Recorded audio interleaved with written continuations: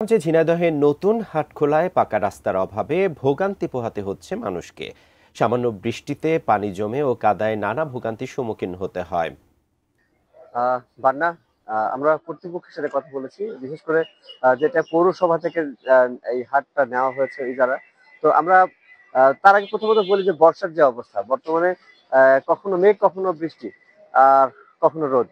ঠিক এই মুহূর্তে রোদ, তার 5 মিনিট আগে ছিল বৃষ্টি। বৃষ্টিতে এখানকার রাস্তার যে বাজে অবস্থা, যে বিশেষ করে নারীরা সব থেকে বেশি ভোগান্তিতে পড়ে এখানে আসার জন্য। আমার ঠিক পিছনটিতে এটা হচ্ছে যে মূল এই ঝিনাইদহ যে নতুন হাট খোলা, সেখানে প্রবেশের যে রাস্তা সেখানে বেহাল দশা, যেখানে মোটরসাইকেল আসতে গেলে অনেক সময় মোটরসাইকেল স্লিপ করে পড়ে যেতে হয়। আর সব থেকে বড় ভোগান্তি যে এখানে কিন্তু মাছের যে হাটটা এখান থেকে শুরু হয়েছে, এখানে কিন্তু প্রচুর পানি জমে। এখানে পয় নিষ্কাশন এমনকি ড্রেনেজ ব্যবস্থা সেটা কিন্তু অনুন্নত। এখানে ড্রেনে ময়লা জমে, ড্রেনে পানি পাস হয় না, সেক্ষেত্রে কিন্তু পানিটা কিন্তু সব থেকে বেশি জমে। কর্তৃপক্ষের সাথে আমরা কথা বলে যতটুকু জানতে পেরেছি, তারা কিন্তু বলেছিলেন যে এই ঝিনাইদহের হাট খোলাতে তারা স্থায়ীভাবে কাজ করতে হলে একটু প্রজেক্টের ব্যাপার স্যাপার থাকে, সেক্ষেত্রে সময় লাগবে দীর্ঘদিন। তবে প্রাথমিকভাবে তারা কাজ শুরু করেছে।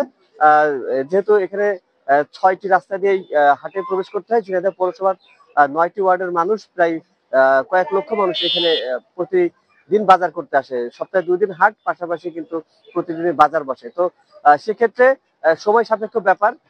তবে কিছু কিছু জায়গায় বেশি ভাঙাচোরা যেখানে, সেখানে তারা ব্যবস্থা নিচ্ছেন। তবে ব্যবস্থা নিলেও শুধু ইটের খোয়া ফেলে তার উপরে কিন্তু আহ যে রোলার করে গেছে, তারপরেও কিন্তু কাদাটা হচ্ছে বৃষ্টি হলে। তো সমাধানে কিন্তু এখন পর্যন্ত আসেনি।